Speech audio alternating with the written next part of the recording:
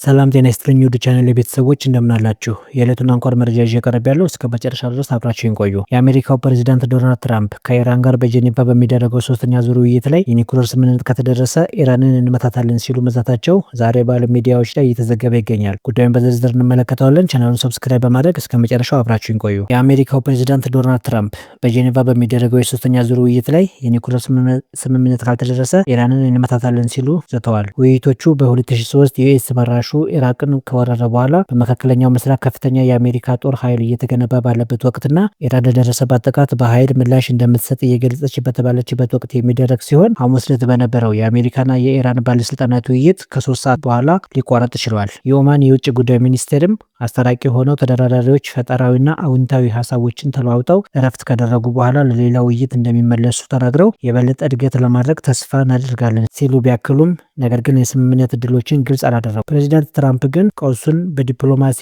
መፍታት እንደሚፈልጉ ቢናገሩ መሪዎቿ ስምምነትን እንዲቀበሉ ጫና ለማድረግ በኢራን ላይ የተወሰነ አድማ ለማድረግ እንደሚያስቡም ተናግረዋል። ነገር ግን በእስራኤልና በኢራን መካከል በነበረው ጦርነት ዩናይትድ ስቴትስ የኢራንን የኒውክሌር ፋሲሊቲዎች በቦምብ ከደበደበችና ከ8 ወራት በኋላ በድርድሩ ላይ የሚጠይቁትንና ለምን አሁን ወታደራዊ እርምጃ መውሰድ እንደሚያስፈልግ ማስረዳት አልፈልጉም። ኢራን ግን በግዛቷ ውስጥ የዩራኒየም ማበልጸግ ለማስቆም የአሜሪካን ጥያቄ ውድቅ ብታደርግም በኒውክሌር መርሃ ግብሮቿ ላይ ግን አንዳንድ ስምምነቶችን ለማድረግ መዘጋጀቷን የሚጠቁሙ ምልክቶች አሉ። ትራምፕ ማክሰኞ ዕለት ለኮንግረሱ ባደረጉት የህብረት መንግስት ንግግር ከኢራን ጋር ስላለው ውጥረት በአጭሩ ግልጽ በሆነ መንገድ ሳያስቀምጡ ተናግረው ነበረ። በንግግራቸው ኢራን ዝርዝር መረጃ ሳትሰጥ ወደ አሜሪካ የሚደርሱ ሚሳይሎችን እየሰራች ነው ያሉ ሲሆን ባለፈው ዓመት በተካሄደው ጥቃት ተከትሎ ሀገሪቱ በኒውክሌር ጦር መሳሪያ መርሃ ግብር እንደገና ለመጀመር እየሞከረች ነው ሲሉ ከከሰሷት በኋላ በዓለም ቁጥር 1 የሽብር ስፖንሰር የኒውክሌር ጦር መሳሪያ እንዲይዝ አንፈቅድም ብለዋል። ከትራምፕ ንግግር ከሰዓታት በፊት ግን የኢራኑ የውጭ ጉዳይ ሚኒስቴር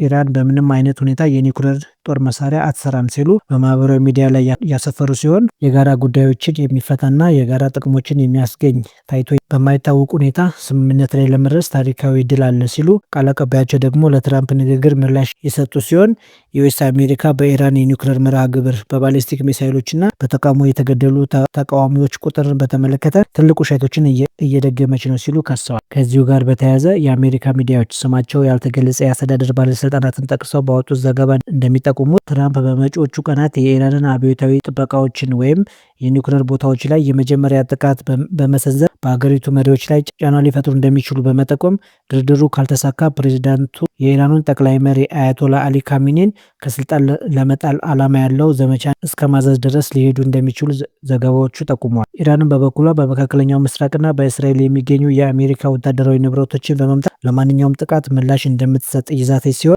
የቀጠናው የአሜሪካ አጋር ሀገራት በኢራን ላይ የሚሰነዝረው ጥቃት ወደ ከፋ ግጭት ሊያመራ ይችላል የሚል ስጋት ስላደረባቸው የአየር ኃይል ብቻውን የሀገሪቱን አመራር ሊለውጥ እንደማይችል ያስጠነቀቁ ሲሆን የእስራኤል ጠቅላይ ሚኒስትር ቤንጃሚን ኔታንያሁ ግን ከኢራን ጋር የሚደረገው ስምምነት የባሊስቲክ ሚሳይሎቿንና ተላላኪዎቿን ያካተተ መሆን እንዳለበት አስጠንቅቀው ኢራን ለእስራኤል ቁልፍ ስጋትና የቀጠናው አለመረጋጋት ምንጭ እንደሆነች ገልጸዋል። ውድ ቻናል ቤተሰቦች ለዕለቱ ያስኩት መረጃ ይህንን ይመስል ነበር።